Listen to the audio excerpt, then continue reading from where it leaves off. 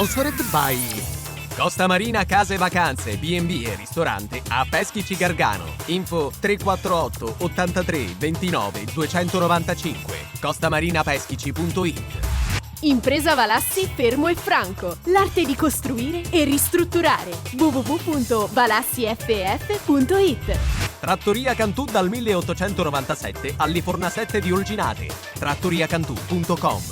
Studio dentistico Caponero Dottor Livio. Sulla bocca di tutti. caponerolivio.it. Treva Home, la tua casa vacanza sul lago di Como. 340 22 45 235 trevahome.it. Lecco Pro Sesto si affrontano per la 13ª giornata di campionato. Lecco riduce da 3 vittorie consecutive, ma la Pro Sesto è avversaria di alta classifica. Sono i padroni di casa i primi a proporsi in avanti. Il calcio di punizione, Mutton di testa, alto sopra la traversa di Pissardo. Dall'altra parte ancora schema simile, calcio di punizione. Il colpo di testa di Danna, che però non trova né la porta né compagni in mezzo all'area. Minuto 28, scende sulla sinistra il Lecco, il pallone dentro, ribatte la difesa della Pro Sesto, poi la conclusione di Giudici. Nettamente fuori dallo specchio della porta dell'ex di giornata Livieri. Dall'altra parte la punizione di Franco, ancora Mutton che va col colpo di testa. Fuori. Sempre la Pro Sesto al 40esimo, l'occasione migliore del primo tempo, il pallone sulla sinistra.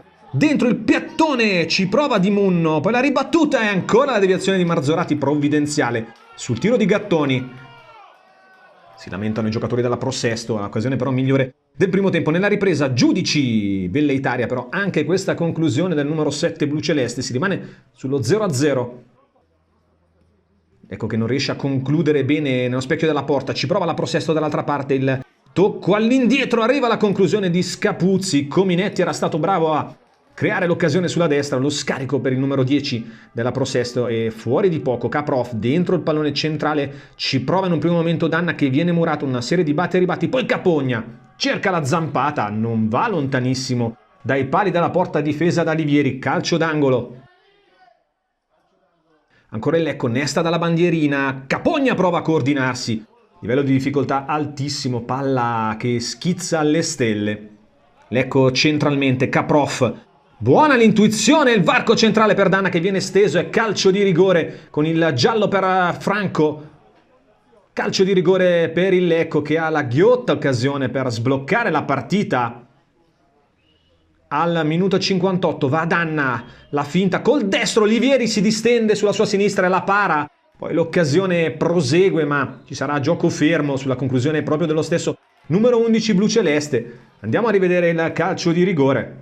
Livieri che conosce bene Danna, battezza l'angolo, lo battezza bene e dice no al numero 11 bluceleste che ci prova poco più tardi al 63esimo. Danna scende centralmente, ha l'opportunità di calciare e di servire i compagni, sceglie la prima, però col sinistro non inquadra la porta. Danna che esce, entra Magni, la prima cosa che tocca a Magni però è il piede di Scapuzzi e calcio di rigore dall'altra parte del campo per la Pro Sesto, ingenuità di Dudu Magni.